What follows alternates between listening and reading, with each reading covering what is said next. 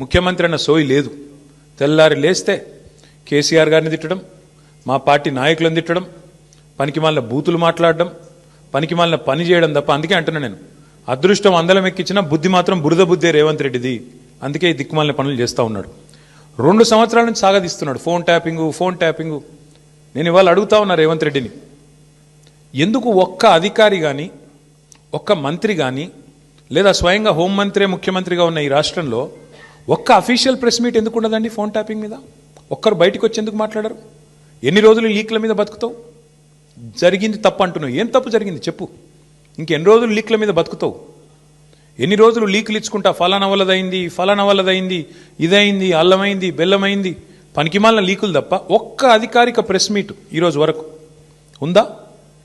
Sit కానీ, ఇంకోటి కానీ, లేదా మంత్రులు కానీ, ముఖ్యమంత్రి కానీ ఒక్క మాట అధికారికంగా చెప్పిన పాపన పోయినరా? ఏంది ఫోన్ ట్యాపింగ్? ఎవరి ఫోన్ ట్యాపింగ్? ఎక్కడ ఫోన్ ట్యాపింగ్? ఏం జరిగింది? రాజకీయ వేధింపులకు ఇంకా విచిత్రం ఏంటంటే,